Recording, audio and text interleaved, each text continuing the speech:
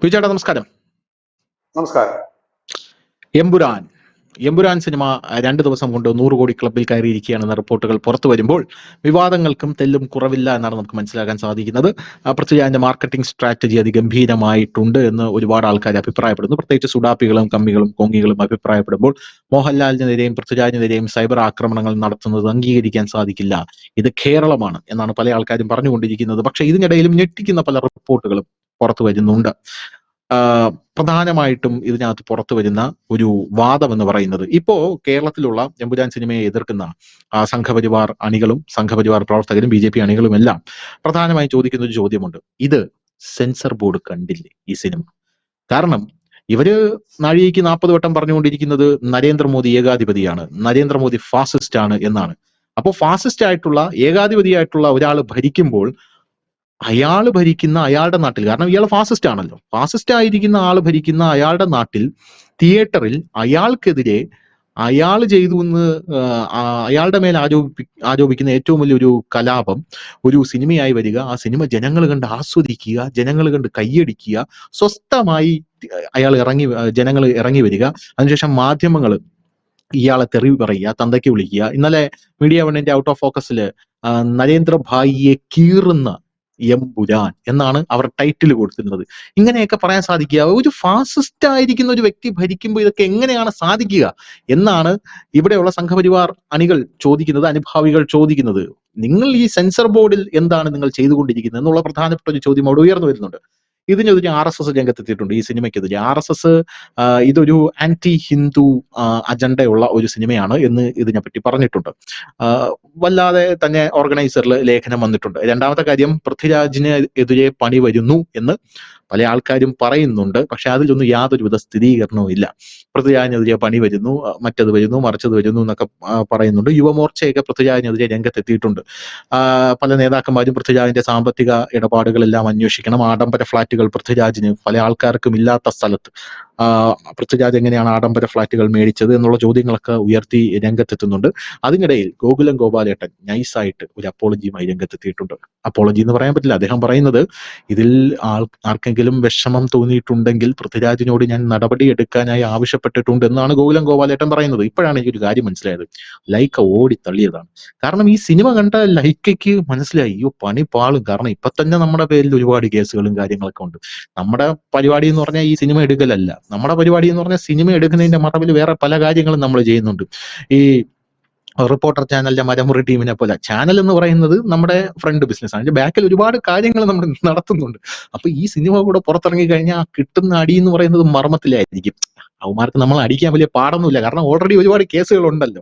അതുകൊണ്ട് ഞങ്ങൾ പൂട്ടാൻ പോണേണ് കേട്ടാ എന്ന് പറഞ്ഞുകൊണ്ട് ആ സിനിമ മൊത്തത്തിൽ ഗോകുലം ഗോപാലേട്ടന്റെ തലയിൽ കെട്ടി വെച്ച് കൊടുത്തുകൊണ്ട് ഓടി തള്ളുകയായിരുന്നു എന്നുള്ള കാര്യത്തിൽ തർക്കമില്ല. എനിക്ക് ഇപ്പോഴാണ് അത് മനസ്സിലായത്. അല്ലാതെ വിടാമുയർച്ചി പൊട്ടിയത് കൊണ്ടോ അതിന് മുമ്പുള്ള വേട്ടയ്യം പൊട്ടിയത് കൊണ്ടോ അതിന് മുമ്പ് വന്ന ഒരു ചെയിൻ ഓഫ് പൊട്ടലുണ്ടല്ലോ ഈ ലൈക്കയുടെ, അതൊന്നും കൊണ്ടാണെന്ന് ഞാനിപ്പോ എനിക്ക് വ്യക്തിപരമായിട്ട് തോന്നുന്നില്ല. കാരണം ഇത് തടി തപ്പിയതാണ്, വളരെ ഗംഭീരമായിട്ട് തടി തപ്പുകയാണ് ചെയ്തത് എന്ന് എനിക്ക് മനസ്സിലാവും. അതിനിടയിൽ വേറൊരു ആധികാരികമായിട്ടുള്ള RSSന്റെ ഒരു മുതിർന്ന നേതാവായിട്ടുള്ള M ജയകുമാർ, മോഹൻലാലുമായിട്ട് ചേർന്ന് നിൽക്കുന്ന അടുത്ത വൃത്തങ്ങളുമായിട്ടുമൊക്കെ പേഴ്സണലി ബന്ധമുള്ള M ജയകുമാർ ഒരു പ്രസ്താവന ഇറക്കിയിരിക്കുന്നു. അദ്ദേഹത്തിന്റെ ഒരു ഫേസ്ബുക്ക് പോസ്റ്റിലൂടെ അദ്ദേഹം പറയുന്നത്, മോഹൻലാൽ വഞ്ചിക്കപ്പെട്ടിരിക്കുന്നു, മോഹൻലാൽ ഈ സിനിമയുടെ തിരക്കഥ കേട്ടിട്ടില്ല, മോഹൻലാൽ ഈ സിനിമയുടെ പ്രിവ്യൂ കണ്ടിട്ടില്ല. അദ്ദേഹത്തിന്റെ ശരീരഭാഷയിലും അത് പ്രകടമായിരുന്നു. കാരണം അദ്ദേഹം സിനിമ ആദ്യത്തെ പ്രിവ്യൂ കണ്ടിട്ട് പുറത്തിറങ്ങി വന്നപ്പോൾ അദ്ദേഹം വല്ലാതെ വിഷണ്ണനായിരുന്നു, നിരാശനായിരുന്നു.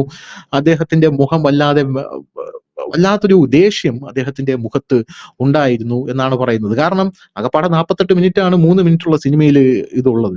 അപ്പോ ലാലേട്ടനെ വിളിച്ചു നിർത്തി ഒരു കോട്ടിട്ടിട്ട് ലാലേട്ട അങ്ങോട്ട് നടക്കൂ ഇങ്ങോട്ട് നടക്കൂ, 2 ഈശോ മിശിഹായ്ക്ക് സ്തുതിയായിരിക്കട്ടെ എന്ന് പറയൂ, ബാക്കി ലാലേട്ടന്റെ വോയിസ് ആണ്, അത് നമ്മൾ എടുത്തോളാം എന്ന് പറഞ്ഞ് സകല പരിപാടിയും തീർത്തു കഴിഞ്ഞ് ലാലേട്ടൻ പോയി എന്നെ കാണാന്ന് ചെന്നില്ല. അപ്പൊ ലാലേട്ടൻ കാണുന്നത് ഗുജറാത്ത് കലാപത്തിന് നേതൃത്വം കൊടുക്കുന്ന കുറെ എണ്ണത്തിനെയാണ് ലാലേട്ടൻ കണ്ടുകൊണ്ടിരിക്കുന്നത്. അപ്പൊ ലാലേട്ടൻ ഇത് അറിയില്ല എന്നുള്ളതാണ്. ലാലേട്ടനെ പറ്റി നമ്മൾ പണ്ട് മുതലേ പറയുന്ന ഒരു ആരോപണം ഉണ്ടല്ലോ, ഞാനല്ല അശ്വന്ത് ഗോക്കിനെ പോലെയുള്ള പല ആൾക്കാരും ഏട്ടന് ചുറ്റും ഒരു അമ്മാവൻ സെറ്റപ്പ് ഉണ്ട്. അമ്മാവന്മാര് പറയുന്നത് മാത്രമേ ഏട്ടൻ കേൾക്കുകയുള്ളൂ. അല്ലെ ഏട്ടന്റെ കഥ പോലും കേൾക്കുന്ന ആന്റണി പെരുമ്പാവൂരാണ്. ഏട്ടനോടൊരു കഥ ഇപ്പൊ എനിക്കായിരുന്നാലും പോയി പറയണമെങ്കിൽ ആന്റണി പെരുമ്പാവൂരിനെ മറികടന്ന് മാത്രമേ എനിക്ക് ഏട്ടന്റെ അടുത്ത് പോകാനായിട്ട് സാധിക്കുള്ളൂ. അത് ഏട്ടൻ കഥ കേൾക്കത്തില്ല, ആന്റണി മോനെ കൊള്ളാമോ മോനെ കഥ കൊള്ളാം ഏട്ടാ സൂപ്പർ കഥ എന്ന് ആന്റണി പറഞ്ഞു കഴിഞ്ഞാൽ ഏട്ടൻ വന്ന് കഥ പോലും കേൾക്കാതെ അഭിനയിച്ചു തരും. എന്നാണ് ഏട്ടനെതിരെയുള്ള ആരോപണം. ഏട്ടൻ അങ്ങനെയാണ് ഇരിക്കുന്നതെന്നാണ് പറയുന്നത്. അപ്പൊ ഈ എം ജയകുമാർ എന്ന് പറയുന്ന വളരെ ഉത്തരവാദിത്തപ്പെട്ട ഒരു RSSന്റെ പൊസിഷനിൽ ഇരിക്കുന്ന ഒരാൾ ഇങ്ങനെ ഒരു ആരോപണം ഉന്നയിക്കുന്നു. ആകപ്പാടെ ബഹളം, അതിഭീകരമായിട്ടുള്ള ബഹളം. അപ്പൊ നമ്മൾ ഇതിൽ പരിശോധിക്കാൻ പോകുന്നത് ഈ സെൻസർ ബോർഡ്. ഈ സെൻസർ ബോർഡിന് അവിടെ എന്താണ് പണി എന്നുള്ളതാണ്. ഈ സെൻസർ ബോർഡിന്റെ തലപ്പത്തിരിക്കുന്നത് പ്രജ്വൽ ജോഷി എന്ന് പറയുന്ന സംഘവിരുദ്ധ സിനിമകളെ പ്രോത്സാഹിപ്പിക്കുന്ന, സംഘപരിവാറിന് അനുകൂലമായിട്ടുള്ള സിനിമകളെ ഒന്നും തന്നെ ഇറങ്ങാൻ എന്നാണ് ഞാൻ മനസ്സിലാക്കുന്നത്. ഈ പ്രജ്വൽ ജോഷിക്ക് കൊട പിടിക്കുന്നതാകട്ടെ അനുരാഗ് ഠാക്കൂറിനെ പോലുള്ള ആൾക്കാർ. അശ്വിനി വൈഷ്ണവ് ഇപ്പോ ഈ വാർത്താവിനിമയ മന്ത്രാലയത്തിന്റെ മന്ത്രിയായിട്ട് കയറിയിരിപ്പുണ്ട്. അശ്വിനി വൈഷ്ണവിന് അപ്പുറത്ത് റെയിൽവേ ഉണ്ട്. റെയിൽവേ കടന്ന് ഇങ്ങോട്ട് പിടിക്കുമ്പോൾ വാർത്താവിനിമയം അങ്ങോട്ട് പോകും, വാർത്താവിനിമയം പിടിക്കാന്ന് വിചാരിച്ചാൽ റെയിൽവേ അങ്ങോട്ട് പോകും. അതിന്റെ ഇടയിൽ പുള്ളിക്ക് ഇത് ശ്രദ്ധിക്കാനുള്ള സമയമില്ല എന്നൊക്കെയാണ് പറയുന്നത്. മൊത്തത്തിലൊരു കെയോസ് എവിടെ ഉണ്ടെന്നാണ് മനസ്സിലാക്കാൻ സാധിക്കുന്നത്. പോരാത്തതിന് ഈ സിനിമ സെൻസർ ചെയ്തതിലും വലിയ വീഴ്ചകൾ സംഭവിച്ചിട്ടുണ്ട് എന്ന് മനസ്സിലാക്കാനായി സാധിക്കുന്നു. ഈ സിനിമ സെൻസർ ചെയ്യുമ്പോൾ അതിന്റെ ഇതിലുണ്ടായിരുന്ന, അതായത് അതിന്റെ പാനലിൽ ഉണ്ടായിരുന്ന സ്വരൂപ കർത്ത എന്ന് പറയുന്നത് ഹരി എസ് കർത്തയുടെ ഭാര്യയാണ്. അത് തപസ്യയുടെ ലിസ്റ്റിൽ നിന്ന് കയറിയ വ്യക്തിയാണ് സ്വരൂപ കർത്ത. ഹരി എസ് കർത്ത നമുക്കറിയാം, ആരിഫ് മുഹമ്മദ് ഖാന്റെ പേഴ്സണൽ അസിസ്റ്റന്റ് ആയിരുന്നു. റോഷ്നി ദാസ് BJPയുടെ ലിസ്റ്റാണ്. State committee of BJP secretary സുനീഷിന്റെ ഭാര്യയാണ്. പിന്നെ GM മഹേഷ്, അതും തപസ്യ. മഞ്ജു ഹസൻ BJPയുടെ ഒരു ലിസ്റ്റാണ് പോയിരിക്കുന്നത്. അപ്പൊ ഇത്രയധികം ആൾക്കാർ അതിനകത്ത് ഉണ്ടായിരുന്നു എന്നൊക്കെയാണ് പറയപ്പെടുന്നത്. എന്നിട്ടും അതിൽ ആകപ്പാടെ കട്ട് ചെയ്ത് മാറ്റിയത് ദേശീയ പതാകയുമായിട്ട് ബന്ധപ്പെട്ട ഒരു സീന് മാത്രമാണ് എന്നും പറയുന്നുണ്ട്. എന്താണ് തോന്നുന്നത്? യഥാർത്ഥത്തിൽ 10 കൊല്ലമായിട്ട് ഇവിടെ ഈ ഫാസിസ്റ്റ് സംഘടന ഭരിക്കുന്നു. ഇതാണോ ഫാസിസം എന്നാണ് എനിക്ക് ചോദിക്കാനുള്ളത്. ഇതാണോ ഫാസിസം? ഇതെന്ത് ഫാസിസം? ഫാസിസം എന്ന് പറഞ്ഞാൽ ഇതല്ലല്ലോ. അപ്പൊ ഇവര് ഫാസിസം എന്ന് പറയുന്നതുകൊണ്ട് ഞാൻ ചോദിക്കുകയാണ്, ഇതാണോ ഫാസിസം? അപ്പൊ ഇത്രയ്ക്ക് സിമ്പിൾ ആയിരുന്നോ ഫാസിസം? ധനുഷേ, ഈ 10 വർഷമായിട്ട് നരേന്ദ്രമോദി ഇന്ത്യ ഭരിക്കുമ്പോൾ സകലമായ ഇടങ്ങളിലും BJPക്ക് വലിയ മേൽക്കൈ ഉണ്ടാകുന്നുണ്ട്. അവർ ജയിച്ചു കയറുന്നുണ്ട്. ഈവൻ കേരളത്തെക്കാൾ കടുത്ത സംഘവിരുദ്ധതയുള്ള കൃത്യമായ പൊളിറ്റിക്സ് ഉള്ള പശ്ചിമ ബംഗാളിൽ പോലും BJP ഇന്ന് പ്രതിപക്ഷമാണ്. വടക്കിഴക്കൻ സംസ്ഥാനങ്ങളിൽ BJP വലിയ നേട്ടം ഉണ്ടാകും. ഇവിടെ എല്ലാം നേട്ടം ഉണ്ടാകുമ്പോഴും കേരളത്തിൽ എന്താ ഗതി പിടിക്കാത്തതെന്ന് ചോദിച്ചാൽ ഞാൻ കുറെ തെളിവുകൾ ഇപ്പൊ അങ്ങോട്ട് തരാം. വെറുതെ വാഗൊണ്ട് പറയുന്നത് തെളിവുകളായിട്ട് ഞാൻ തരാം. അതായത് കേന്ദ്ര സർക്കാർ സ്ഥാപനങ്ങളുടെ കീഴിൽ ഉള്ള ബോർഡുകളിൽ അവരുടെ സ്റ്റാൻഡിംഗ് കൗൺസിൽ, അതായത് അഭിഭാഷകന്മാരെ നിയമിക്കുന്ന സ്റ്റാൻഡിംഗ് കൗൺസിൽ ഉണ്ട്. ആ സ്റ്റാൻഡിംഗ് കൗൺസിലിലെ അടക്കം ഇപ്പോഴും ഇരിക്കുന്നത് BJP വിരുദ്ധ RSS വിരുദ്ധ രാഷ്ട്രീയം പേറുന്നവരാണ്. SDPIയുടെ സഹയാത്രികരുണ്ട്, അർബൻ നക്സലുകളുണ്ട്, എന്തിനേറെ പറയുന്നു കോൺഗ്രസിന്റെയും മറ്റുള്ള നേതാക്കന്മാരുടെയും ഒക്കെ അനുയായികൾ ഇതിനകത്തുണ്ട്. എന്റെ കയ്യിൽ ഒരു ലിസ്റ്റ് ഇരിക്കുന്നുണ്ട്. ഈ ലിസ്റ്റ് കേരള ഹൈക്കോടതിയിലെ സ്റ്റാൻഡിംഗ് കൗൺസിലിന്റെ ലിസ്റ്റാണ്. അതായത് 102 പേരുടെ ലിസ്റ്റ്. ഈ 102 പേർ എന്ന് പറയുന്നത് കേന്ദ്ര സർക്കാരിന്റെ കീഴിലുള്ള സ്ഥാപനങ്ങളുടെ അഭിഭാഷകരാണ്. അതായത് കേന്ദ്ര സർക്കാരിന്റെ കീഴിലുള്ള ഓരോ, ഇപ്പൊ റബ്ബർ ബോർഡുണ്ട്, അതുപോലെ കയർ ബോർഡുണ്ട്, ഇതിലൊക്കെ എതിരെ വരുന്ന കേസുകളിലോ നടത്തിപ്പിനും അതുപോലെ മറ്റു കാര്യങ്ങൾ നടത്തിപ്പിനും വേണ്ടി കേന്ദ്ര സർക്കാർ നിയമിക്കുന്ന സ്റ്റാൻഡിംഗ് കൗൺസിലാണ്. തികച്ചും ഇത് രാഷ്ട്രീയമായിട്ടുള്ള അപ്പോയിന്റ്മെന്റ് എന്ന് തന്നെ പറയണം. കാരണം രാഷ്ട്രീയപരമായി തന്നെയാണ് ഇതിന് അപ്പോയിന്റ് ചെയ്യുന്നത്. നമുക്കറിയാം, കേരളത്തിൽ CPM ഭരിക്കുന്ന കാലഘട്ടത്തിൽ പബ്ലിക് പ്രോസിക്യൂട്ടർമാരെല്ലാം തന്നെ സഖാക്കന്മാരാണ്. വേറൊരാളെ നമുക്ക് കാണിച്ചു തരാൻ കഴിയില്ല. ഇവിടെയാണ് ഇതിന്റെ ഒരു പ്രാധാന്യം മനസ്സിലാക്കുക. ഈ 102 പേരുടെ ഈ ലിസ്റ്റിൽ കേവലം 28 പേരാണ് ഈ സംഘപരിവാർ അനുകൂലികളായിട്ടുള്ളത്. BJPയുടെ സംഘപരിവാർ 102 പേരുടെ ലിസ്റ്റിൽ ആകെയുള്ളത് കേവലം 28 പേർ. ഇതാണ് അവസ്ഥ. അതായത് 10 വർഷം കേന്ദ്രം ഭരിച്ചിട്ടും ഇതാണ് അവസ്ഥ. ഇനി വളരെ നിർണായകമായിട്ടൊരു കാര്യമുണ്ട് ഇതിനകത്ത്. അതായത് ദൂരദർശൻ കേന്ദ്രയുടെ സ്റ്റാൻഡിംഗ് കൗൺസിലിൽ പോലും സംഘപരിവാറിന്റെ ആളല്ല ഇരിക്കുന്നത്. നാളെ BJPയെ കുറിച്ച് ദൂരദർശനിൽ ഒരു വാർത്ത വന്നാൽ പോലും നമുക്ക് ഒന്നും പറയാൻ കഴിയില്ല. ഇവരോട് ചോദിച്ചാൽ ഇവര് പറയുന്നത് എന്തായിരിക്കും എന്നറിയാവോ? എനിക്കറിയില്ല. ഇപ്പൊ ഈ സെൻസർ ബോർഡിൽ ആളില്ലെന്ന് ചോദിക്കുമ്പോൾ പറഞ്ഞ് നവംബറിൽ കാലാവധി കഴിഞ്ഞിരുന്നു. അതായത് നവംബർ കൊണ്ട് സിനിമ തീരില്ലല്ലോ. ഇനി അത് പോട്ടെ, അത് നമ്മൾ ബോർഡിന്റെ കാര്യം. ഞാനിത് കേവലം ഹൈക്കോടതിയുടെ സ്റ്റാൻഡിംഗ് കൗൺസിലിൽ ലിസ്റ്റ് മാത്രമേ എടുത്തുള്ളൂ. ഇവിടെ ശ്രദ്ധിക്കേണ്ട ഒരു കാര്യമുണ്ട്. ഈ സംഘപരിവാർ പ്രസ്ഥാനങ്ങൾ പലതും ഇന്ന് കാണുന്ന നിലയിലായിരുന്നില്ല മുമ്പ്. അന്ന് ഈ സംഘടനയ്ക്ക് വേണ്ടി ഫീസ് പോലും വാങ്ങാതെ രാത്രിയും പകലും ഉറക്ക വളച്ചിരുന്നു സംഘപരിവാർ പ്രവർത്തകരുടെ പേരിലെടുത്തിട്ടുള്ള കള്ളക്കേസുകൾ ഉൾപ്പെടെ വാദിക്കുകയും അവരെ പുറത്തിറക്കാൻ ശ്രമിച്ച 100 കണക്കിന് അഭിഭാഷകർ കേരളത്തിലുണ്ട്. അവരുടെയൊക്കെ മനസ്സിനെ മുറിവേൽപ്പിച്ചുകൊണ്ടാണ് ഇത് നടന്നിരിക്കുന്നത്. ഇനി നോട്ടറികളുടെ എണ്ണം എടുത്തു കഴിഞ്ഞാൽ കേരളത്തിലെ ഓരോ ജില്ലകളിലും 100 കണക്കിന് നോട്ടറികളാണുള്ളത്. 1000 നോട്ടറികളുണ്ട് കേരളത്തിൽ. ഈ നോട്ടറികളിൽ ബഹുഭൂരിപക്ഷം പേരും RSS വിരുദ്ധരാണ്, അർബൻ നക്സലുകളാണ്. എന്തിനേറെ പറഞ്ഞ ആലപ്പുഴയിൽ നിന്ന് ഈ സ്റ്റാൻഡിംഗ് കൗൺസിലിലേക്ക് പേര് നിർദ്ദേശിച്ചത് ഒരു SDP ഒരു പോപ്പുലർ ഫ്രണ്ടുകാരന്റെ പിന്തുണയുള്ള അഭിഭാഷകനെയാണ്. അന്ന് എനിക്കത് നേരിട്ടറിയാവുന്ന കേസാ. അന്ന് ശോഭാ സുരേന്ദ്രൻ ഇടപെട്ടാണ് പിന്നീട് ആ പേര് നീക്കം ചെയ്തത്. അതിനെക്കുറിച്ച് അറിയില്ല എന്ന് പറയുന്നത്. കാരണം ഈ ലിസ്റ്റ് കൊടുക്കുന്നത് പാർട്ടിയാണ്. പാർട്ടി കൊടുക്കുന്ന ലിസ്റ്റ് അനുസരിച്ചാണ് നോമിനേഷൻ അവിടെ നടക്കുന്നത്. ഇതിനി പാർട്ടി കൊടുത്തിട്ടില്ലെങ്കിൽ പിന്നെ ഇവരെന്തിനാണ് ഇരിക്കുന്നത് എന്നൊരു ചോദ്യം വരുന്നുണ്ട്. ഇവിടെ ചിന്തിക്കേണ്ട ഒരു കാര്യമാണ്, ഈ സംഘടനയുടെ തുടക്കം മുതൽ തന്നെ ഇതിൽ അഭിഭാഷക പരിഷത്തുണ്ട്. BJPക്ക് ഉണ്ട് അഭിഭാഷകർ, 100 കണക്കിന് അഭിഭാഷകരുള്ള ഒരു പാർട്ടിയാണ് BJP. അതിന്റെ അനുഭാവികളുള്ള പാർട്ടിയാണ്. ഇവര് കാലാകാലങ്ങളിൽ ഈ സംഘടനയ്ക്ക് വേണ്ടി 5 പൈസ, എനിക്ക് നേരിട്ട് അറിയാവുന്ന കേസുകളുണ്ട്, 5 പൈസ പോലും മേടിക്കാതില്ല പല അഭിഭാഷകരും പല കേസുകൾ വരുന്നുണ്ട്, ഏറ്റെടുത്ത് നടത്തിയിട്ടുണ്ട്. ആ അഭിഭാഷകരെ പോലും തഴഞ്ഞിട്ടാണ് ഈ പാർട്ടിയിലുള്ളവരെ പോയിട്ട് ഇനിപ്പോട്ടെ ഘടകകക്ഷികൾക്ക് കൊടുത്താലും വിരോധമില്ല, ഘടകകക്ഷികളുമല്ല എതിർ പാർട്ടി. ഇതിനകത്ത് ഈ ഒരു പ്രധാനപ്പെട്ട ഇതെന്ന് പറഞ്ഞ റിസർവ് ബാങ്ക് ഓഫ് ഇന്ത്യയുടെയും റെയിൽവേയുടെയും അഭിഭാഷകൻ എന്ന് പറയുന്നത് ഉമ്മൻചാണ്ടി സർക്കാരിന്റെ കാലത്ത് അറ്റോർണി ജനറലായ ദണ്ഡപാണിയുടെ മകനാണ്, കോൺഗ്രസിന്റെ. ഇതാണ് ഇതിൽ പോകുന്നത്. ഞാൻ പറയുന്നത് ദൂരദർശൻ എന്ന് പറയുന്ന പ്രസാദ് ഭാരതിയുടെ കീഴിൽ വരുന്ന നമ്മുടെ കേന്ദ്ര സർക്കാരിന്റെ ഒക്കെ വാർത്തകളും അറിയിപ്പുകളും വരുന്ന അവിടെ പോലും അല്ല. ഇതാണ് കെടുകാര്യസ്ഥത എന്ന് പറയുന്നത്. എന്തായാലും ഇവരൊന്നും അറിയാതെ ഈ ലിസ്റ്റ് പോയില്ലല്ലോ. ഇതാണ് നടക്കുന്നത്. നോട്ടറി എന്ന് പറഞ്ഞാൽ ആയിരക്കണക്കിനുണ്ട്, 100 കണക്കിന് മുകളിലുണ്ട്. ഇതിനകത്ത് ബഹുഭൂരിപക്ഷം പേരും തിരക്ക് നോക്കിക്കഴിഞ്ഞാൽ അറിയാം. ഞാനിപ്പോ അതിന്റെ ലിസ്റ്റിലേക്ക് പോയില്ല, എടുക്കണമെങ്കിൽ എടുക്കാം, സിമ്പിൾ ആണ്. നോട്ടറിയുടെ ലിസ്റ്റ് എടുക്കാം, സിമ്പിൾ കാര്യമാണ്. ഇപ്പോഴെല്ലാം അവൈലബിൾ ആയ സ്ഥിതിക്ക് എടുക്കാൻ പറ്റും. ബോർഡുകളിലേക്ക് ഞാൻ പോകുന്നില്ല. ഇതാണ് 10 വർഷം ഭരിച്ചിരുന്നത്. അതായത് ഇപ്പൊ ഇതിന് താഴെ വരുന്നൊരു കമന്റ് ഉണ്ട്, അധികാരമല്ല വേണ്ടത്, ആദർശത്തെ മുറുകെ പിടിക്കണം, സ്ഥാനമാനങ്ങൾക്ക് വേണ്ടി അല്ല പ്രവർത്തിക്കുന്നത് ചോദിക്കും. അവരോട് പറയാൻ ഒറ്റ മറുപടിയേ ഉള്ളൂ, വേണ്ട, സ്ഥാനമാനങ്ങൾ വേണ്ട, ആദർശത്തെ മുറുകെ പിടിക്കുന്നുകൊണ്ടാണ് ഇങ്ങനെ പറയേണ്ടി വരുന്നത്. കാരണം നമ്മുടെ ആദർശത്തെ മുറുകെ പിടിക്കുമ്പോൾ നമ്മൾ എക്കാലവും എതിർത്തിരുന്ന ആദർശത്തിൽപ്പെട്ടവർ നമ്മുടെ തലയ്ക്ക് മുകളിൽ ഭരിക്കാൻ നിങ്ങൾ വഴിയൊരുക്കുന്നുണ്ടെങ്കിൽ നിങ്ങളാണ് ഞങ്ങളുടെ ശത്രു എന്ന് പറയാനാണ് ആദ്യം പഠിക്കേണ്ടത്. അതെ, ഞങ്ങൾ ആദർശത്തിൽ ഇരിക്കുന്നുകൊണ്ടാണ് നമ്മൾ അവർക്കെതിരെ പറയേണ്ടി വരുന്നത്. കാരണം നമ്മളെ ഭരിക്കേണ്ടവർ ഇല്ലെങ്കിൽ നമ്മളെ നിയന്ത്രിക്കേണ്ടവർ നമ്മൾ തെരഞ്ഞെടുത്ത് വിടുമ്പോൾ അവർ നോമിനേറ്റ് ചെയ്യുന്ന ഈ പോപ്പുലർ ഫ്രണ്ടുകാരുടെ അനുഭാവികളും അർബൻ നക്സലുകളുമാണ് ഈ ആദർശം പേരുന്ന സംഘപ്രവർത്തകരുടെ തലയ്ക്ക് മുകളിൽ ഇരിക്കുന്നത്. ഇനി വേറെ വളരെ രസകരമായ ഒരു കാര്യമുണ്ട് ധനുഷ്. എന്റെ നാട്ടില് BSNL-മായി ബന്ധപ്പെട്ട് ഒരു ചെറിയ പ്രശ്നം എനിക്കുണ്ടായിരുന്നു.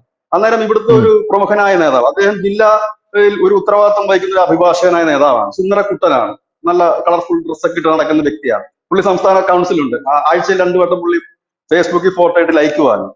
ഈ മഹാന്റെ അടുത്ത് ഞാൻ ചോദിച്ചു, പിന്നെ ഈ BSNL ഇങ്ങനെ ഒരു വിഷയമുണ്ട്, നിങ്ങളുടെ പ്രതിനിധികൾ ആരെങ്കിലും ഉണ്ടോ, ഇല്ലെങ്കിൽ ആരെങ്കിലും പരിചയമുണ്ടോ? അയ്യോ, BSNL-ലുമായിട്ട് എനിക്ക് യാതൊരു ബന്ധവുമില്ല, അവിടെ ആരൊക്കെയാണെന്ന് പോലും അറിയില്ല. അതായത് പ്രാദേശികമായ കേന്ദ്ര സർക്കാർ സ്ഥാപനമായ BSNL എന്താണ്, ഇവിടെ ആരുണ്ട് എന്ന് പോലും ഈ BJPയുടെ സംസ്ഥാന നേതാവ് എന്ന് പറയുമ്പോൾ അദ്ദേഹത്തിന്റെ മൂക്കിന് കീഴെയാണ് ഈ സ്ഥാപനം കിടക്കുന്നത്. അവിടുത്തെ ഒരു കാര്യമാണ് ചോദിച്ചത്. പ്രാദേശികമായിട്ട് കിടക്കുന്ന ഒരു സ്ഥാപനത്തിന്റെ കാര്യം പോലും അറിയാത്ത ഇവനൊക്കെ എന്നാ തേങ്ങയ്ക്കാണ് പോയിരിക്കുന്നത്.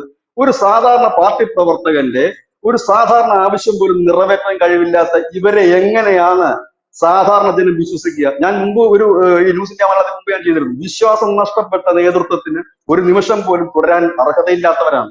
അവരെ ജനം അംഗീകരിക്കില്ല. ഫേസ്ബുക്കിൽ പോസ്റ്റ് ഇട്ടുകൊണ്ടോ പെയ്ഡായിട്ട് കുറെ പേരെ കൊണ്ട് വാർത്ത ചെയ്യിച്ചുകൊണ്ടോ പുലിയാണെന്ന് പറഞ്ഞിട്ടോ കാര്യമില്ല. കൂടെ നിൽക്കുന്നവനെങ്കിലും അർഹതപ്പെട്ടത് കൊടുക്കാനാണ് ആദ്യം പഠിക്കുന്നത്. ഈ 102 പേരുടെ ലിസ്റ്റ് ഹൈക്കോടതിയിലെ മാത്രമാണ്. ഈ 102 പേരിൽ 28 പേരാണ് അതിലുള്ളത്. ചുമ്മാതാണോ ഈ പാർട്ടി കേരളത്തിൽ? പൊളിറ്റിക്കൽ നോമിനേഷൻ അല്ലേ? പൊളിറ്റിക്കൽ നോമിനേഷൻ തന്നെയാണിത്. ഇത് കാരണം ഇത് പെർമനന്റ് നോമിനേഷൻ ഒന്നും അല്ലത്. ഇത് അങ്ങനെ ഇത്ര വർഷത്തേക്കൊന്നും ഇല്ല. ഇത് അതാ ഞാൻ പറഞ്ഞത്, ഈ BJP ഭരിക്കുന്ന ഒരു മുനിസിപ്പാലിറ്റി ഉണ്ട്, പാലക്കാട് മുനിസിപ്പാലിറ്റി. അവിടെ ഇപ്പോഴും അതിന്റെ തലപ്പത്തിരിക്കുന്ന അഭിഭാഷകൻ കമ്മ്യൂണിസ്റ്റുകാരന് BJPക്കെതിരെ ഫേസ്ബുക്കിൽ പോസ്റ്റ് ഇട്ട് വലിയ വിവാദമായി വൈകുന്നേരം പിൻവലിച്ചു, പുള്ളിയുടെ ഏതോ അവതാരം കണക്ക്. ഇതാണ് അവസ്ഥ. ഇത് ഇവർ അറിഞ്ഞുകൊണ്ട് ചെയ്യുന്നതാണോ ഇവരുടെ അറിവുകേടിൽ പറ്റുന്നതാണോ എന്നറിയില്ല. കേരളത്തിലുടനീളം ഇത് ഞാൻ അഭിഭാഷകരുടെ കാര്യം മാത്രമാണ് പറഞ്ഞത്. ഈ ബോർഡിലേക്കൊക്കെ പോകുമ്പോൾ ഇതിലും ഞെട്ടിപ്പിക്കുന്ന കാര്യമായിരിക്കും. ഈ നോട്ടറിയുടെ എണ്ണം എടുത്തു കഴിഞ്ഞാൽ എത്ര SDPക്കാരും പോപ്പുലർ ഫ്രണ്ടുകാരും ഉണ്ടെന്ന് കൃത്യമായിട്ട് അറിയാൻ പറ്റും. നമുക്ക് അറിയാവുന്ന ഒരു പോപ്പുലർ ഫ്രണ്ടുകാരന്റെ കാര്യമാണ് നേരത്തെ പറഞ്ഞത്. അത് വിവാദമായതുകൊണ്ട് വരെ പോയി, ഇല്ലായിരുന്നുണ്ടെങ്കിൽ വേറൊരു രീതിയിൽ പോയി. അപ്പൊ ഇങ്ങനെ വിഘടനവാദികൾ, വിധ്വംസ സ്വഭാവമുള്ളവരെയൊക്കെയാണ് പലയിടത്തും കേന്ദ്ര സർക്കാരിന്റെ അഭിഭാഷകരായി തന്നെ നോമിനേറ്റ് ചെയ്തിരിക്കുന്ന സ്റ്റാൻഡിംഗ് കൗൺസിലർമാരുള്ളത്. ഇതാണ് ഇവരുടെ ഒരു കാര്യം. അതായത് ഈ സംഘടനയെ കെട്ടിപ്പടുക്കാനായിട്ട് അവരുടെ ജീവിതവും ആയുസ് മുഴുവൻ ഒഴിഞ്ഞു വെച്ചിട്ട് നടക്കുന്ന അവരെ പോലും, സ്വന്തം അണികൾക്ക് പോലും യാതൊരു ഉപകാരവും ഇല്ലാത്ത ഇവര് ഏത് ജനത്തിന് ഉപകാരം ചെയ്യുമെന്നാണ് പറയുന്നത്? അതാണ്. ചുമ്മാതാണോ ഇവരെയൊക്കെ ഒരാളും മൈൻഡ് ചെയ്യാത്തത്? ഇവർക്കെതിരെ വിമർശനം പരസ്യമായിട്ട് ഉന്നയിക്കുന്നതിന്റെ കാര്യം എന്താണ്?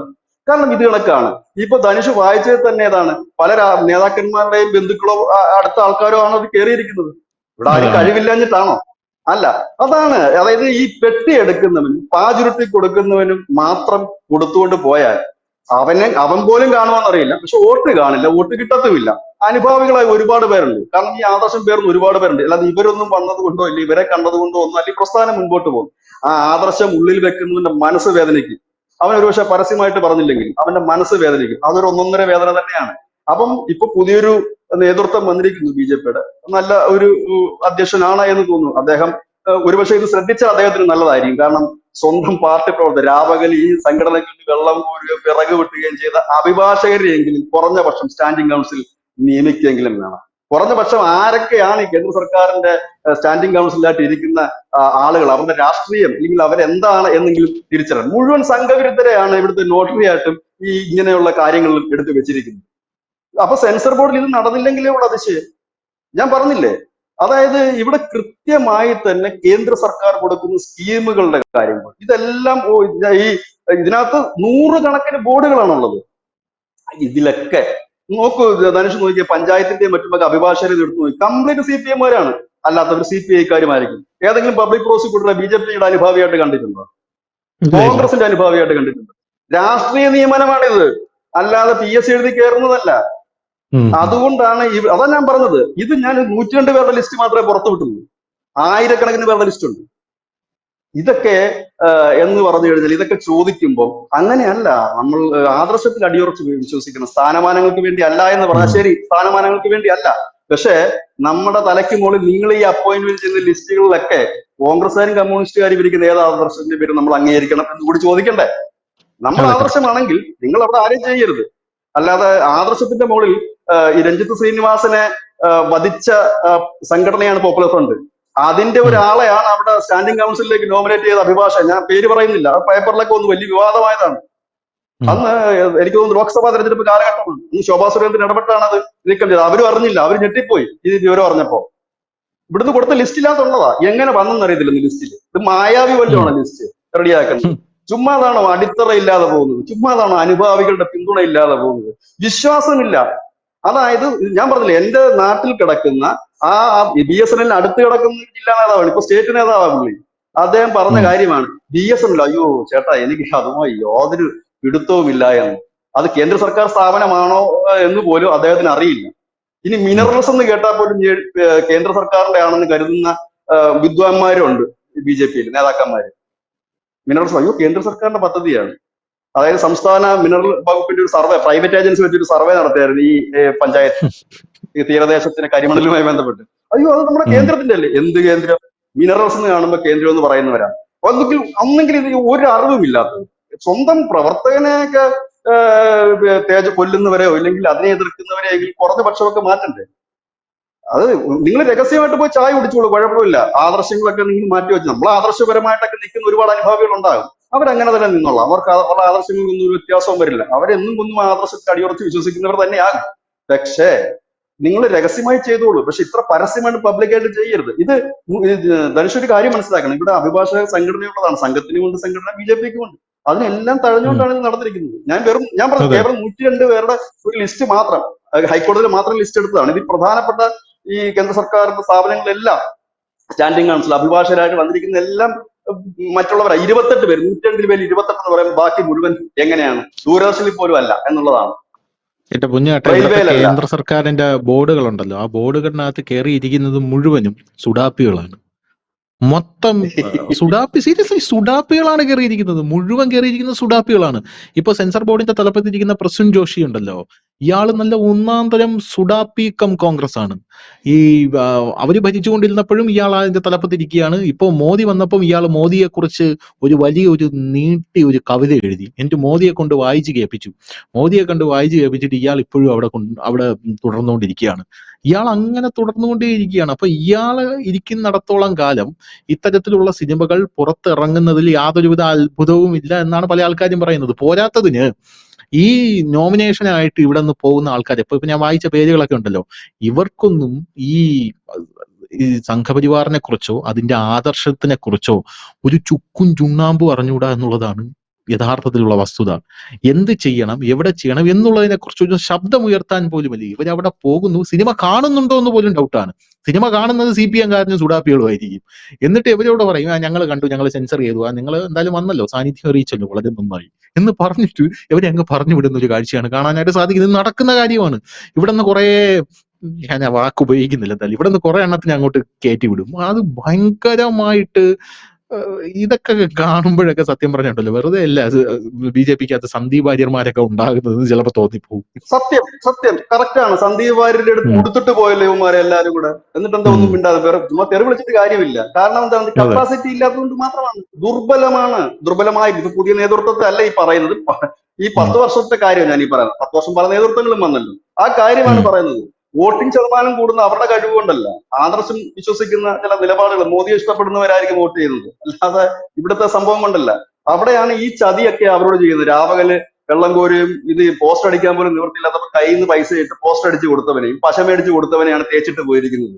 ഇതാണ് ഞാൻ പറഞ്ഞത്. ഇതേപോലെയുള്ള തോന്നിവാസങ്ങളാണ്. ഇനിയെങ്കിലും ഈ രാജീവ് ചന്ദ്രശേഖരനെ പോലെയുള്ള നേതാക്കൾ സംസ്ഥാന അധ്യക്ഷ പദവിയിലേക്ക് വരുമ്പോൾ അദ്ദേഹം ആദ്യം ശ്രദ്ധിക്കേണ്ട ഒരു പ്രധാനപ്പെട്ട വിഷയം, ഇങ്ങനെയുള്ള ഇടത്തെങ്കിലും സ്വന്തം പാർട്ടി പ്രവർത്തകർ, ഞങ്ങൾക്കാർക്കും തരണ്ട, സ്വന്തം അണികളെയെങ്കിലും വിശ്വാസത്തിൽ എടുത്തുകൊണ്ട് ഇങ്ങനെയുള്ള രാഷ്ട്രീയ നിയമനങ്ങളെങ്കിലും നടത്തുക എന്നുള്ളതാണ്. ഇത് ഇവിടെ മാത്രമല്ല, റെയിൽവേയിലെ ഡെയിലി വേജസുകാരുടെ കാര്യം എടുത്തു കഴിഞ്ഞാൽ ബഹുഭൂരിപക്ഷം പേരും മറ്റു സംഘടനകളിൽ പെടുന്നവരാ. നമ്മൾ പറയുന്നത് ശരിയല്ല, തൊഴിലാളികളുടെ കാര്യമായാലും. എന്നിട്ട് ഞെളിഞ്ഞു നടക്കുന്നുണ്ട് റെയിൽവേ ബോർഡിന്റെ വലിയ സംഭവമാണെന്നൊക്കെ പറഞ്ഞു. ഒരു കാര്യമല്ല, സ്വന്തം കാര്യം സിന്ദാബാദ് വെക്കുകയും കഷത്തിൽ കട്ട വെച്ച് നടക്കുകയും സ്വന്തം പോലീസ് സ്റ്റേഷൻ എവിടെയാണെന്ന് പോലും അറിയാത്ത നേതാക്കളുള്ളിടത്തോളം കാലം ഈ പാർട്ടി എങ്കിലും രക്ഷപ്പെടത്തില്ല. പിന്നെ ഈ പഞ്ചായത്തിലൊക്കെ ജയിക്കുന്ന വെച്ചാൽ ആ നിൽക്കുന്ന വ്യക്തിയുടെ കഴിവ് കൊണ്ട് മാത്രം ജയിക്കുന്നതല്ല, സംഘടനാ സംവിധാനത്തിൽ ആരും വോട്ട് ചെയ്യുന്നതല്ല. സുരേഷ് ഗോപി ജയിച്ചത് അദ്ദേഹത്തിന്റെ ഒരു കഴിവ് കൊണ്ടാണ്, അല്ലാതെ വേറെ സംവിധാനങ്ങളൊന്നുമല്ല. രാജീവ് ചന്ദ്രശേഖരൻ അത്രയും വോട്ട് പിടിച്ചത് അദ്ദേഹത്തിന്റെ ഒരു വ്യക്തിപ്രഭാവം, അദ്ദേഹം വന്ന് സംഘടന ചലിപ്പിച്ചത് കൊണ്ട് ലഭിച്ച ഒരു വോട്ടാണ്. ഇതാണിത്. ഇതൊക്കെ ഇപ്പൊ പറയേണ്ടി വന്നത് എന്തുകൊണ്ടാണ്? ഈ സെൻസർ ബോർഡിന്റെ വിഷയം വന്നതുകൊണ്ടാണ് നമുക്ക് ഇങ്ങനെയുള്ള കാര്യം പറയാനൊരു സാഹചര്യം. ഇപ്പം ഈ വിഷയം ഇത്രയധികം ചർച്ചയായപ്പോ ഞങ്ങളത് കട്ട് ചെയ്ത് കളയാം കേട്ടോ എന്ന് പറഞ്ഞ് എമ്പുരാനിൽ വീണ്ടും കത്തിവെക്കാൻ പോവാണ്. ഇനി എന്തിനാ എമ്പുരാനിൽ കത്തിവെക്കുന്നേ? എന്റെ അഭിപ്രായത്തില് കത്തി വെക്കരുതെന്നാണ്. സിനിമയിൽ എന്തിനാ ഇനിയിപ്പോ കത്തിവെക്കുന്നത്?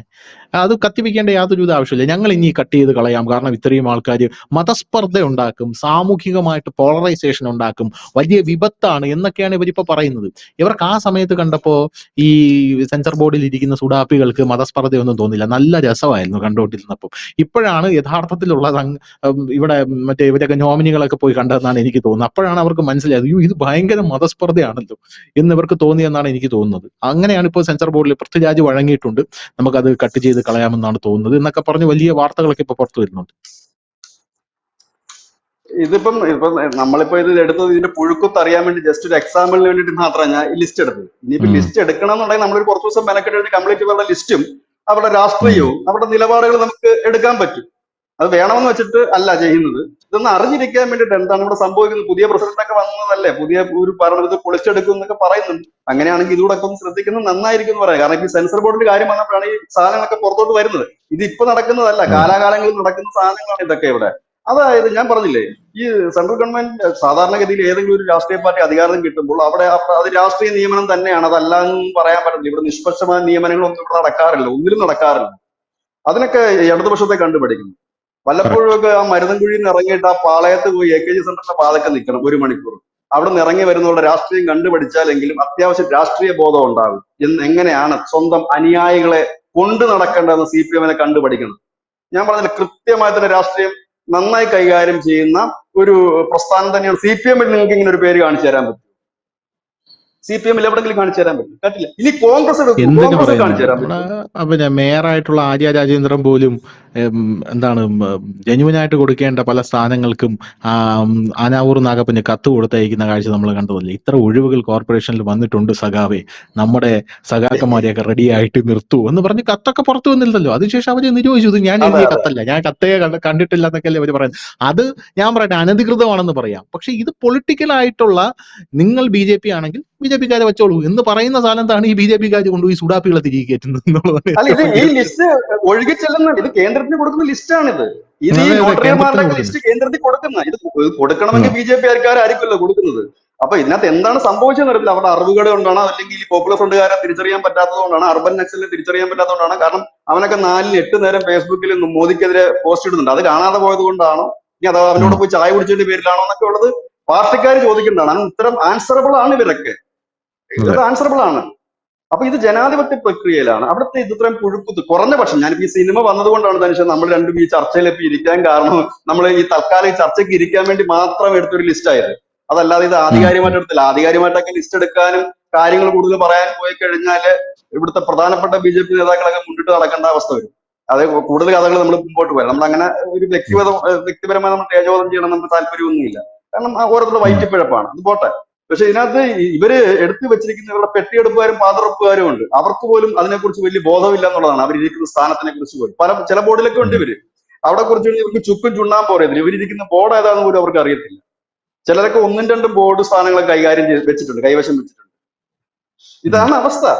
ഇത് ഈ പിന്നെ കുറെ നേതാക്കൾ അവരുടെ ബന്ധുക്കളും ഭാര്യമാരും മാത്രമല്ലല്ലോ ഈ സംഘടന എന്ന് പറയുന്നത്. താഴെത്തട്ടിലുള്ള ഒരുപാട് പേരില്ല, അവർ ജീവിതം കളഞ്ഞും ഒക്കെ കെട്ടിപ്പടുത്തൊരു പ്രസ്ഥാനമല്ല. അവർക്കൊക്കെ യോഗ്യതയുണ്ട്. യോഗ്യതയില്ലാത്തവരൊന്നും അല്ല കിടക്കുന്നത്. PhD ഉള്ളവരുണ്ട്, ഡോക്ടറേറ്റ് എടുത്തവരുണ്ട്, അഭിഭാഷകരുണ്ട്, അല്ലെ? അവരൊക്കെ ഓരോ നല്ല തസ്തികയിൽ ഇരിക്കുന്നവരുണ്ട്. അവരൊന്നും കൈനീട്ടാൻ വരാത്തത് അതുകൊണ്ടാണ്. അവർ കൈനീട്ടി സംഘടന സഹായിച്ചിട്ടൊന്നും അല്ലാതിരുന്ന കാലത്ത് അവരുടെ ഈ ജോലിക്ക് പോകുമ്പോൾ അതിൽ നിന്നൊരു വിഹിതം കൊടുത്തിട്ടുണ്ട്. അങ്ങനെയൊക്കെ വളർത്തിയെടുത്ത സംഘടനയാണ്. അപ്പൊ അവിടെയാണ് ഈ തെമ്മാടിത്തരം കാണിക്കുന്നത്. ചുമ്മാതാണോ ഈ സിനിമ ഇങ്ങനെ ഇറങ്ങുന്നത്? ഞാൻ പറഞ്ഞില്ല, ഈ ദൂരദർശൻ കേന്ദ്രത്തിൽ നിന്ന് പോലും നാളെ രാജ്യവിരുദ്ധ വാർത്തകൾ ഒന്നും ഞെട്ടേണ്ട കാര്യമേ ഇല്ല. കാരണം ഇവിടെ അങ്ങനെ ഒരു സാധനം ഇല്ല. ഇത് ഞാൻ സ്റ്റാൻഡിംഗ് കൗൺസിലിന്റെ കാര്യമാണ് പറഞ്ഞു. ഇനി അതിന്റെ ബോർഡുകളിലേക്കൊന്നും ഞാൻ പോയിട്ടില്ല, ദൂരദർശനും ബോർഡുകളിലേക്ക് ഞാൻ പോയിട്ടില്ല. ഇനി അതൊക്കെ പോയി അന്വേഷിച്ച് വരുമ്പോൾ ഇതിനേക്കാൾ വലിയ ഭീപത്സമായിരിക്കും കാഴ്ച. ഇത് ആദ്യം ശുദ്ധീകരിക്കേണ്ട ഒരു കാര്യം ഇതാണ്. ഇത് ശുദ്ധീകരിച്ച് സ്വന്തം അണികൾക്കിടയിൽ ഒരു വിശ്വാസം ഉണ്ടാക്കിയെടുക്കുക. ഇതിപ്പോ യാതൊരു വിശ്വാസവുമില്ല. അതായത് നാളെ ഒരു എന്തെങ്കിലും ഒരു ഒരു എന്താ പറയുക, തീക്ഷ്ണമായ ഒരു അനുഭവം നേരിടേണ്ടി വന്നു കഴിഞ്ഞാൽ സാധാരണ ഒരു പ്രവർത്തകർ, BJP പ്രവർത്തകർ പോയി മുട്ടാനൊരു ഇടമില്ല കേരളത്തിൽ. അവന് പറയാനും, അവൻ വിളിച്ചാൽ ഫോൺ എടുക്കാനും ഒരു നേതാവില്ല. ഫോൺ എടുക്കത്തില്ല, അതാണ് വേറൊരു ഹോബി. ഫോൺ എടുക്കില്ല ഇവര്, ഫോൺ എടുക്കില്ല. ഫേസ്ബുക്കിൽ ഫോട്ടോ ഇടണം, ലൈക്ക് ഇട്ടില്ലെങ്കിൽ വിളിച്ച് ചോദിക്കും എന്താ ലൈക്ക് ഇടാൻ. അതായത് സ്വന്തം അണികൾക്ക് പോലും ആ സ്വന്തം അണികളുടെ ആവശ്യങ്ങൾക്ക് പോലും അവകാശങ്ങൾ പോലും നേടിക്കൊടുക്കാൻ കഴിവില്ലാത്തവരാണ് 99% നേതാക്കൾ ഇവിടെ. ഒന്ന് ഫോൺ ചെയ്ത് നോക്കിക്കേ. നേരെ മറിച്ച് നമ്മൾ CPM-ന്റെ ഒരു സാധാരണ നേതാവിനെ ഒന്ന് വിളിച്ചു നോക്കും. സാധാരണ നേതാവ് ധനുഷ്, നമ്മുടെ രാഷ്ട്രീയം കൃത്യമായിട്ട് അവർക്കറിയാം. കാരണം അവർ ഈ ഫീൽഡിലുള്ളവരാണ്. എന്റെ ഏരിയയിലുള്ള ബ്രാഞ്ച് സെക്രട്ടറിക്ക് എന്നെ അറിയാം, ഏരിയ സെക്രട്ടറിക്ക് എന്നെ അറിയാം, ജില്ലാ സെക്രട്ടറിക്ക് എന്നെ അറിയാം. കാരണം അവർക്ക് എപ്പോഴും ജനങ്ങളുമായിട്ട് ബന്ധമുള്ളത് കൊണ്ട് അവിടുത്തെ ഓരോ പൗരനെ അവർക്ക് അറിയാം. നമ്മൾ ഫോൺ ചെയ്ത് കഴിഞ്ഞാൽ നമ്മളെ പരിചയപ്പെടുത്തേണ്ട കാര്യമൊന്നുമില്ല. പേര് പറയുമ്പോഴേ അവർ പറയും. അവർക്കറിയാം ഞാൻ എന്താണ് എന്റെ നിലപാടെന്നും എന്താണ് എന്റെ രാഷ്ട്രീയ നിലപാടെന്നും. അവരെടുത്തു നോക്കി മാന്യമായ രീതിയിൽ അവർ മറുപടി തരും. സഹായിക്കാൻ പറ്റുന്ന കാര്യങ്ങളാണെങ്കിൽ, ഇല്ലീഗലായിട്ടല്ല, സഹായിക്കാൻ പറ്റുന്നതാണെങ്കിൽ നമുക്ക് ചെയ്തു തരാം, നോക്കാം എന്ന് മാന്യതയോടെ പറയും. അതൊക്കെ കൊണ്ടാണ് അവരുടെ ജനകീയ അടിത്തറ നിൽക്കുന്നത്. അതിനെ ജാതിയോ ഇല്ലെങ്കിൽ മറ്റെന്തെങ്കിലും തരത്തിലൊന്നും വ്യാഖ്യാനിക്കേണ്ട കാര്യമില്ല. അതുകൊണ്ടാണ് അവരുടെ ഈ ലോകമെമ്പാടും കമ്മ്യൂണിസം തകർന്നു പോയിട്ടും അവരുടെ കോട്ടയായ ബംഗാളിൽ തകർന്നു പോയിട്ട് കേരളത്തിൽ അവർ ഇച്ചിരിയെങ്കിലും പിടിച്ചു നിൽക്കുന്നത് ഇതുപോലെയുള്ള കാര്യങ്ങൾ കൊണ്ടാണ്. അപ്പൊ ഇതൊന്നും ചെയ്യാതെ ഞങ്ങൾ നിൽക്കും, ഞങ്ങൾക്ക് ഫേസ്ബുക്കിൽ ലൈക്ക് തരണം, ഒപ്പം തന്നെ ഞങ്ങൾ നിന്ന് വോട്ട് തരണം എന്ന് പറയുകയും എവിടെങ്കിലുമൊക്കെ ഇരുന്ന് ഗീർവാണം തള്ളുകയും ഞങ്ങൾ പുലിയാണെന്ന് സ്വയം പ്രഖ്യാപിക്കുകയും ചെയ്തുകൊണ്ട് അവരൊക്കെ അവരുടെ മനസ്സിൽ പുലിയായിരിക്കാം, ഇല്ലെങ്കിൽ അവരുടെ ചായ വാങ്ങി കുടിക്കുന്നവർക്ക് പുലിയായിരിക്കും, മറ്റുള്ളവർക്ക് അവർ പുലിയല്ല. ഇത് ശുദ്ധീകരണം വേണം. ഇതിനകത്ത് ശുദ്ധീകരണം വരാതെ ഈ പാർട്ടിയിൽ വിശ്വാസം ജനങ്ങൾക്ക് തിരിച്ചു വരണമെന്നുണ്ടെങ്കിൽ ശുദ്ധീകരണം അനിവാര്യമാണ്. ഇതുപോലുള്ള കാര്യങ്ങളിലെങ്കിൽ, അതായത് കേന്ദ്ര സർക്കാർ 10 വർഷം ഭരിച്ചിട്ട് കേന്ദ്ര സർക്കാരിന്റെ കീഴിൽ വരുന്ന സ്ഥാപനങ്ങളിലുള്ള ഈ അഭിഭാഷകരുടെ കാര്യം മാത്രമാണ് ഞാൻ, അഭിഭാഷകർ മാത്രമല്ല അനവധി തസ്തികകളിൽ സ്വന്തം അണികളെ, കാരണം അവരൊക്കെ ഇതൊന്നും അധികാരത്തിൽ വരുമെന്ന് കരുതി പ്രവർത്തിച്ചവരൊന്നും അല്ല. വരുമ്പോഴൊക്കെങ്കിലും അവരെ നോക്കുക. കാരണം എന്ന് വെച്ചാൽ ആര് വോട്ട് ചെയ്തില്ലെങ്കിലും അവർ വോട്ട് ചെയ്യും, അത് നിങ്ങൾ കൊടുത്താലും കൊടുത്തില്ലെങ്കിലും ഒക്കെ. പക്ഷെ അവരുടെ തലയ്ക്ക് മുകളിൽ കൊണ്ട് സ്വന്തം പ്രവർത്തകനെ കൊന്നവന്റെ പാർട്ടിക്കാരെ കൊണ്ട് വെക്കുമ്പോൾ അവർക്കല്പം ബുദ്ധിമുട്ടുണ്ടാകുക സ്വാഭാവികമാണ്. ഇതൊക്കെ നമ്മൾ പറയുമ്പോൾ നമ്മളോട് ചൊറിഞ്ഞിട്ടും കാര്യമൊന്നുമില്ല, യാഥാർത്ഥ്യം തന്നെയാണ് ഈ പറയുന്നത്. ഇതിന്റെ പേരിൽ ഇനിയിപ്പം ആർക്കെങ്കിലും സംശയം ഉണ്ടെങ്കിൽ ഈ ലിസ്റ്റ് തരാം. ഈ ലിസ്റ്റ് എല്ലാവർക്കും കിട്ടുന്ന കാര്യമാണ്, എനിക്ക് മാത്രമല്ല എല്ലാവർക്കും കിട്ടുന്ന കാര്യമാണ്. ഈ ലിസ്റ്റൊക്കെ എടുക്കുക വലിയ പാടൊന്നുമില്ല, രഹസ്യമായ ലിസ്റ്റുകളൊന്നും അല്ല. അപ്പൊ നമ്മൾ ഇതിന്റെ കൂടുതൽ കാര്യങ്ങളൊക്കെ പോയി കഴിഞ്ഞാൽ സിനിമയുമായി പുലബന്ധമില്ലാത്തവർ പോലും നമ്മുടെ Kerala censoring board, national censoring ബോർഡിന്റെ കമ്മിറ്റിയിലൊക്കെ മുമ്പ് ഉണ്ടായിരുന്നു. സിനിമ പോലും കാണാത്ത ആൾക്കാരുണ്ടായിരുന്നു. അങ്ങനെയുള്ളവരൊക്കെ പോയിട്ട് ഒരുപാട് പേര്. അതാണ് ഞാൻ പറയുന്നത്, ഈ സ്വന്തം അണികൾക്കിടയിലെങ്കിലും ഒരു വിശ്വാസം ഉണ്ടാക്കിയെടുക്കും. അതിന് ഇങ്ങനെയൊക്കെയുള്ള കാര്യങ്ങളെങ്കിലും അഡ്ജസ്റ്റ് ചെയ്യേണ്ടതാണ്. സിനിമയിലെ സെൻസറിംഗ് എങ്ങനെ എനിക്കൊരു അത്ഭുതമായി പോയി. കാരണം ഇത്രയും ഭീഭത്സമായ രംഗം നമുക്കറിയാം. ഇതിനു മുമ്പ് ഒരു സിനിമ എന്താ മാർക്കോ എന്ന് പറയുന്ന ഒരു സിനിമ ഇറങ്ങി, എന്തൊക്കെ പ്രതിബന്ധങ്ങൾ കണ്ടെത്താറ്. എനിക്ക് ഞാൻ ഒരു ചെറിയ ഉദാഹരണം പറയാം. ഇന്ദ്രജാലം എന്ന് പറഞ്ഞാൽ, ഇന്നലെ പറഞ്ഞ സിനിമയുടെ പേര് എനിക്ക് കിട്ടില്ല. ഇന്ദ്രജാലം എന്ന് പറഞ്ഞിട്ട് ഈ രാജൻ ബി ദേവ് കാർലോസുമായി വന്ന സിനിമയുണ്ട്. അതിന്റെ സംവിധായകൻ പറഞ്ഞ അതെ. കാര്യം, ആ സിനിമയ്ക്ക് സെൻസർഷിപ്പ് കിട്ടിയില്ല. ഉം. അതിനകത്ത് ഒരു കൊലപാതകം കാണിച്ചു. അതായത് ഈ കാറിൽ പോകുന്ന വില്ലൻ സൈഡിൽ നിൽക്കുന്ന ഒരാളെ ഇങ്ങനെ കൊളർന്ന് പിടിച്ചു, ഈ കാർ ഓടുക. ഉം. അപ്പൊ ഇയാൾ താഴെ വീണ് മരിക്കുന്നു. ഇന്നിപ്പോ അതൊരു ഒരു സംഭവം, ഒരു വിഷ്വലേ അല്ലത്. അന്നത്തെ കാലത്ത് മഹാരാഷ്ട്രയിൽ അങ്ങനെ നടന്നിരുന്നു. അതുകൊണ്ടാണ് ആ വിഷ്വൽ ആ സിനിമയിൽ ഉപയോഗിച്ചത്. അതിന്റെ പേരിൽ 9 മിനിറ്റ് വിഷ്വലാ കട്ട് ചെയ്ത് കളഞ്ഞത്. അതായത് ഈ വില്ലൻ കടന്നു വരുമ്പോൾ റോഡ് സൈഡിൽ നിൽക്കുന്ന ആളെ കണ്ടിട്ടില്ല നമ്മൾ സിനിമയിലൊക്കെ, പിടിച്ചു നിന്ന് ഉം. കാർ ഓടുന്നു, അപ്പൊ ഇയാൾ വീഴുന്നു, ഇയുടെ മുകളിൽ കൂടെ വാഹനം കയറ്റി ഇറക്കുന്നു. ഇത് ഉം. ഇന്നിപ്പോ അതൊരു വലിയൊരു സംഭവമൊന്നുമല്ല. പക്ഷെ അന്നത്തെ സിനിമയിൽ അത് കട്ട് ചെയ്ത്, അന്ന് അത്രയും വർഷം മുമ്പ് സെൻസർ ബോർഡ് കണ്ടെത്തി കട്ട് ചെയ്തു അതെ എന്നുള്ളതാണ്. അതെ. ഇവിടെയാണ് ഒരു ഗർഭിണിയുടെ വയറ്റിൽ ശൂലം കുത്തി ഇറക്കുന്ന വിഷ്വൽസ് കാണിക്കുകയും അതിനെ പ്രാന്തന്മാരായ ഒരു കൂട്ടം ആളുകൾ ആർക്കു വിളിച്ച് കൈയടിക്കുകയും ചെയ്യുന്നു. അതായത് ഇങ്ങനെ ഒരു സംഭവം സുപ്രീം കോടതിയിൽ പോലും കൊടുക്കുവാനായിട്ട് ഈ വ്യാജക്കഥ ഉണ്ടാക്കിയവർക്ക് ഇന്നേ വരെ കഴിഞ്ഞിട്ടില്ല. ഈ കലാപ ഉം. സമയത്ത് ഇങ്ങനെ ഒരു ഗർഭിണിയുടെ വയറ്റിൽ ശൂലം കുത്തി ഇറക്കി എന്ന് കഥയല്ലാതെ ഒരു തെളിവ് സുപ്രീം കോടതി ചോദിച്ചിട്ട് കൊടുക്കാൻ കഴിഞ്ഞിട്ടില്ല ഇവർക്ക്. കോടതി കൊടുത്തിട്ടില്ല തെളിവ്. എവിടെ തെളിവെന്ന് ചോദിച്ചാൽ തെളിവില്ല. മരിച്ച ഗർഭിണിയുടെ പേരെന്താ അറിയില്ല. ഇന്നായിരുന്നത് AI കൂടി മരുന്ന് ഉണ്ടാക്കിയെടുത്തേനെ. ഉം. അവിടെയാണ് ഒരു സാങ്കല്പികമായ ഒരു കാര്യം ഇങ്ങനെ ചെയ്തു എന്ന രീതിയിൽ വരുത്തി തീർക്കുകയാണ്. അതിലൊരു ഉം. ഒരു വിഭാഗത്തെ, ഹിന്ദു എന്ന് പറയുന്ന വിഭാഗങ്ങൾ മുഴുവൻ ഇതുപോലുള്ള കൊലയാളികളാണ് എന്ന് ചിത്രീകരിക്കുന്ന തരത്തിലേക്ക് ഒരു സിനിമ എങ്ങനെ ഇറങ്ങുന്നു എന്നുള്ളതാണ്. നമുക്കറിയാം വിശ്വരൂപം എന്ന് പറയുന്ന ഒരു സിനിമ തമിഴ്നാട്ടിൽ ഇറങ്ങി. അതിലെ ഈ മുസ്ലിം മതവിഭാഗത്തെ ഇതാക്കുന്നു എന്ന് പറഞ്ഞ് അവിടെ വലിയ പ്രക്ഷോഭം നടത്തി. അവിടെ ആ സിനിമ ബാൻ ചെയ്തു. പിന്നീട് ആ സിനിമയുടെ കമലഹാസൻ ഭാഗം കട്ട് ചെയ്താണ് സിനിമ. അതെ, കമലഹാസൻ പത്രസമ്മേളനം വിളിച്ചിട്ട് കമലഹാസൻ പറഞ്ഞ ഒരു ഡയലോഗ് ഉണ്ട്, ഞാൻ ഇന്ത്യ വിടാൻ പോവുകയാണെന്ന്. അങ്ങനെ കമലഹാസൻ പറഞ്ഞു. ആ, അത്ര പ്രതിഷേധമായിരുന്നു. അതും കമലഹാസൻ വലിയ ഈ മതേതരത്വത്തിന്റെ ആളാണ്.